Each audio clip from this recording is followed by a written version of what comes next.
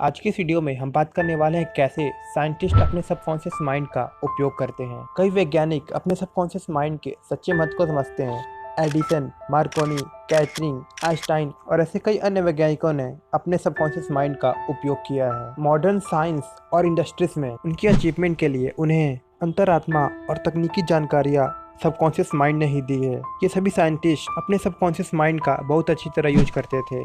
जैसे कि केमिस्ट्री के फेमस साइंटिस्ट फेडरिक की घटना है। अब जानते हैं फेडरिक ने अपने सबकॉन्शियस माइंड का यूज करके कैसे अपने प्रॉब्लम का सॉल्यूशन किया। वे बहुत समय से लैब में 6 कार्बन और 6 हाइड्रोजन के एटम्स को सीरियल नंबर में रखकर बेंजीन का फार्मूला बनाने का कोशिश कर रहे थे। वे बेंजीन का फार्मूला बनाने के लिए बार बार प्रयास करते थे, पर वो विफल हो जाते थे। विफल होने के कारण वो बार बार परेशान हो जाते थे। वे बहुत प्रयास करने के बाद बुरी तरह थक और हार कर आखिरकार उन्होंने अपनी प्रार्थना पूरी तरह अपने अवचेतन मन को सौंप दी। थोड़ी देर बाद जैसे ही वे लंदन जाने वाली बस में सवार होने ही वाले थे कि उनके अवचेतन ने चेतन को एक छवि पेश की, जिसमें एक सांप ने अपनी पूंछ को डसा और वह एक चक्री की तरह घूमा। अपने अवचेतन के इस जवाब ने उन्हें अणुओं का वितराकर क्रम का विचार दिया, जिसे बेंजीन रिंग कहा जाता है। इस प्रकार काफी समय से हल ढूंढने में परेशान फेडरिक को अपना जवाब मिला। जानते हैं कैसे एक बड़े वैज्ञानिक ने अपना आविष्कार पाया।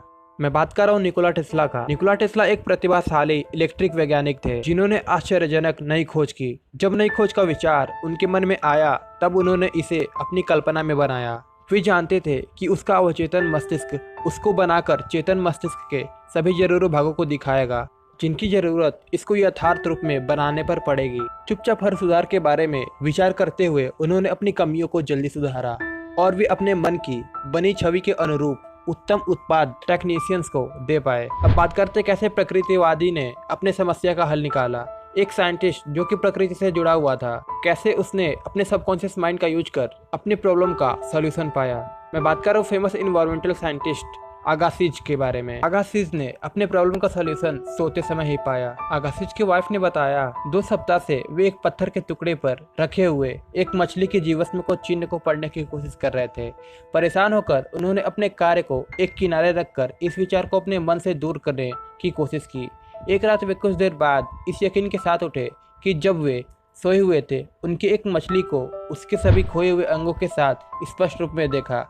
लेकिन जब उन्होंने एक छवि को ध्यान में रखकर बनाने की कोशिश की, तो वह उनसे दूर हो गई। फिर भी वे सोचकर अपनी लैब में जेरिडन आ गए। अगली रात उन्होंने मछली को फिर देखा, लेकिन फिर भी सफलता हाथ नहीं लगी। अगली रात उन्होंने मछली को फिर देखा, लेकिन फिर भी सफलता हाथ नहीं लगी। इस आशा में कि वे ऐसे अनुभव फिर से हो सकता है, तीसरी रात उन्होंने सोने से पहले एक पेंसिल और कुछ कागज बगल में रखा। जैसा कि सोचा था, सुबह के समय उनके स्वप्न में मछली फिर से दिखाई दी।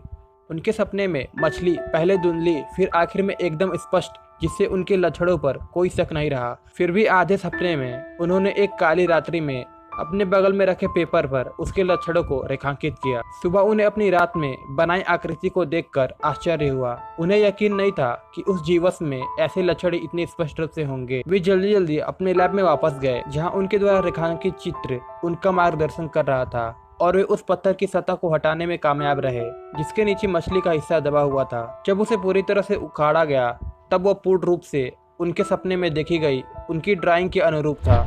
इस प्रकार वे आसानी से सफल हुए।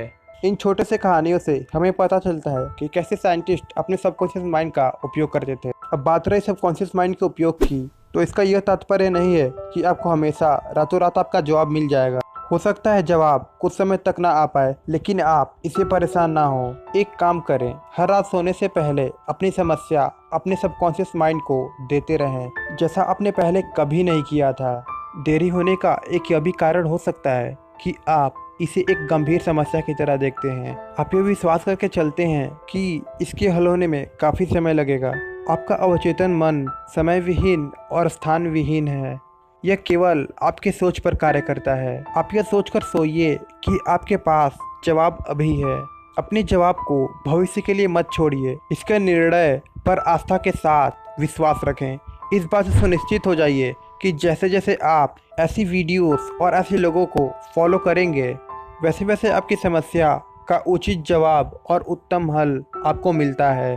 तो इस वीडियो में हमने जाना कि कैसे साइंटिस्ट कैसे अपने सबकॉन्शियस माइंड का यूज कर अपने प्रॉब्लम का सॉल्यूशन पाते हैं। तो बस आज की इस वीडियो में इतना ही। आप कमेंट करके बताएं कि आपको वीडियो कैसा लगा। वीडियो को सब्सक्राइब जरूर कर लें, क्योंकि मैं ऐसे ही काम के वीडियोस लाता रहता हूँ।